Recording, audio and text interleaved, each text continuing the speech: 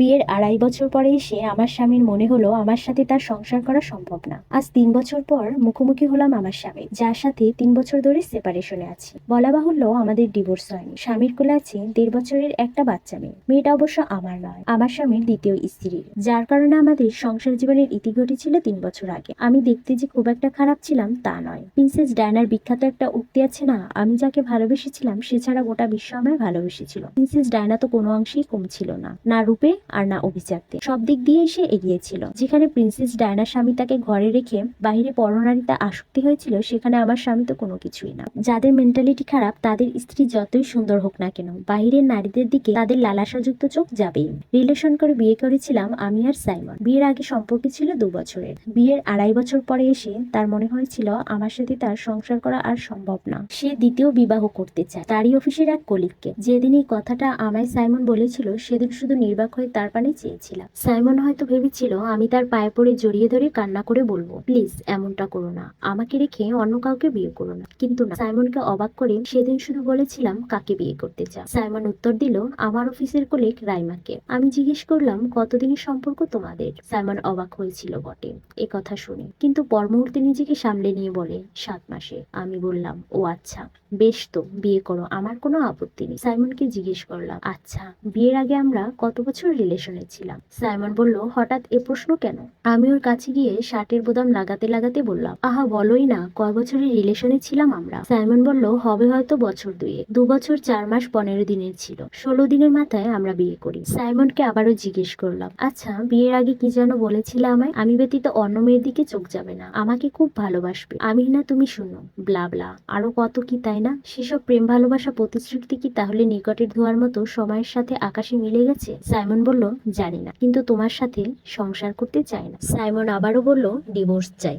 আমাদের কাবিননামা জানি কত? আমি বললাম ১১ লাখ। সাইমনকে আবারও প্রশ্ন করলাম কে যেন এত টাকা কাবিননামায় দিয়েছিল? সাইমন বলল আমি। তখন আমি বললাম যেই তোমার মাসিক ইনকাম ৩০,০০০ টাকা, সেই তুমি ১১ লাখ কিভাবে দিবে আমায়? একটা সময় আমাকে হারানোর ভয়ে এত টাকা কাবিননামা করেছি। সাইমন আমাকে বলল সে চিন্তা তোমার করতে হবে না, আমি যেভাবে পারি দিয়ে দেব। আমি বললাম থাক, তোমার দিতে হবে না টাকা, তুমি বিয়ে করো, আমি চলে যাব, কখনো তোমার সামনে বউ অধিকার নিয়ে আসবো না। সাইমন উৎফুল্ল হয়ে বলে সত্যি চলে যাবে? যদি ফের বউর অধিকার নিয়ে চলে আসো তখন?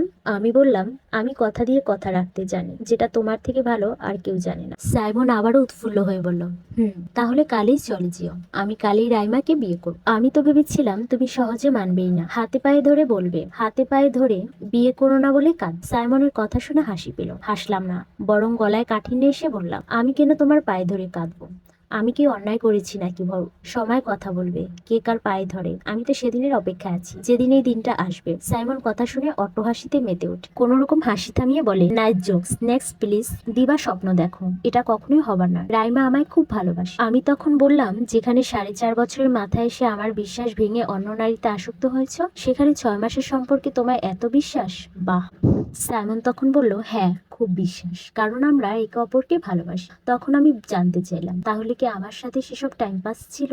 সাইমন বলল তুমি যা মনে করো। আমি তখন বললাম আমি তো অনেক কিছুই ভেবে বসে আছি, তোমার পতনটা দেখার জন্য ওদের আগ্রহে অপেক্ষা করব। সাইমন তখন আবারও অট্টহাসি দিয়ে বললাম তো দিবা স্বপ্ন দেখো, কারণ এটা শুধু দিবা স্বপ্নেই সম্ভব। কথাটা বলে সাইমন বেরিয়ে যায় রুম থেকে। এতক্ষণ আটকে রাখা কান্নাগুলো এবার উপচে বেরিয়ে আসে। শেষবারের মতো নিজের ঘর আসবাবপত্রগুলো ছুঁয়ে দেখে নেই, আলমারি থেকে জামা কাপড় প্যাক করে নিয়ে বেরিয়ে যাই। সেই থেকে আজ অব্দি সাইমনের সামনে যায়নি নাবিলা। আজ আকস্মিক দেখা হয়ে গেছে তাদের শপিং মলে। বেশ খানিকক্ষণ নীরবতা থেকে নাবিলা বলে ওঠে আর কতক্ষণ বসিয়ে রাখবে না? কিছু বলার থাকলে বলুন, না হলে আমি আসি। সরসা সাইমন নাবিলার হাত ধরে বলে বাহ অনেকটা পাল্টে গেছো তুমি নাবিলা, আগের থেকেও সুন্দর হয়েছে দেখছি। নাবিলা তখন বলল সময় মানুষকে পাল্টে দেয়। সাইমন বলল ফিরে আসো আমার জীবনে নাবিলা, তোমার মতো করে সত্যি কেউ আমায় ভালোবাসতে পারেনি। রাইমা আমাকে ঠকিয়েছে, সে আমার সাথে সংসার করা সত্ত্বেও বাহিরে সম্পর্ক করেছে। দেখো আমার এই দুধের শিশুর যখন ৬ মাস তখন সে অন্য পুরুষের সাথে পালিয়ে যায়। নাবিলা ঝাটকা মেরে সাইমনের থেকে নিজের হাত সরিয়ে নিয়ে বলে এটা কোন ধরনের অসভ্যতা?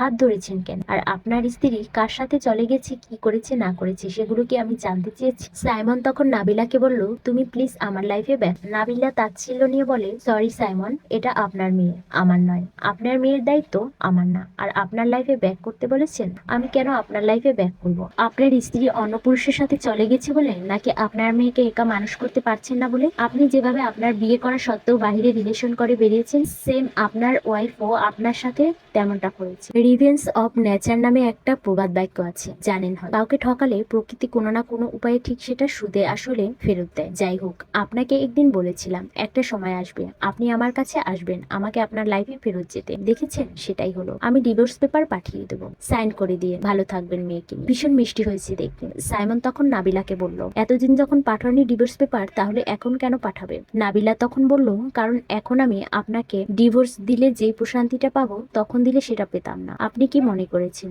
আমি রাইমার ব্যাপারে জানতাম না? ওর যে আগে একটা বিয়ে হয়েছিল আর ওর যে কেমন মেয়ে সব আমার জানা। মাকাল ফল যেমন বাইরের থেকে দেখতে সুন্দর, ভেতরটা দুর্গন্ধ শ্বাসযুক্ত, খাওয়ার অনুপযোগী, তেমনটাই রাইমা। সাইমন অসহায়ত্ব নিয়ে বলেন, ওর মা হয়ে কি থাকা যায় না? নাবিলা বলল, না, থাকা যায় না। আমি অন্যের বাচ্চার মা হতে চাই না। সমস্যা কি? একজনকে পায়ে ঠেলে দূরে সরিয়ে অন্যজনকে বিয়ে করেছে, সে চলে গিয়েছে, তাতে কি? আর একটা বিয়ে করবেন। ছেলেদের মেয়ের অভাব হয় না, একটা গেলে আর একটা। সাইমন তখন বলল, আমার তো আরেকটা চাই না, আমার তোমাকেই চাই। নাবিলা তখন বলল, সেই রাস্তাটা 3 বছর আগে শেষ হয়ে গেছে, যেদিন আমার সংসার অন্যের অধীনে ছিল। ভালো থাকবেন, অযথা আমার থেকে প্রত্যাশা রাখবেন না। কথাটা বলে বেরিয়ে আসে নাবিলা। বাহিরে এসে প্রশান্তির একটা শ্বাস ফেলে। অপেক্ষার অবসান তাহলে ফুরালো। দীর্ঘশ্বাস যে লেগে যায় তার প্রমাণ অনেকবারই পেয়েছি, তাই বিশ্বাস করি রিভেঞ্জ অফ নেচার বলে নিশ্চয়ই কিছু আছে। খুব যত্ন করে কষ্ট দেন, যাতে কেউ যেন টের না পায়। তবে নিজেকেও একটু তৈরি রাখবেন ভবিষ্যতের জন্য। যে কষ্টগুলো কাউকে দিচ্ছেন, দুনিয়াতে তার পুরোটা না হলেও মিনিমাম 1/3 ভোগ করে যেতে হবে আপনাকেও। গোলাকার এই পৃথিবীতে আপনার দেওয়া কষ্টগুলো ঘুরে ফিরে কিন্তু আপনার কাছে একদিন না একদিন ফেরত আসবে। সবার মনে রাখা উচিত, মানুষের দীর্ঘশ্বাস খুব খারাপ। সামনে এগোতে গেলে সেগুলোর মতো পা জড়িয়ে টেনে ধরে। ভালো থাকুক চারপাশের মানুষগুলো, ভালোবাসার ঘৃণার কাছে দূরের সবাই ভালো থাকুক। অভিশাপ না দিলেও রুহের হায় বলে একটা কথা আছে, যাকে রিভেঞ্জ অফ নেচার বলে, যেটা আমাদের বিশ্বাস করতেই হবে। প্রকৃতি কিছুই ভুলে না, সময়ের ব্যবধান।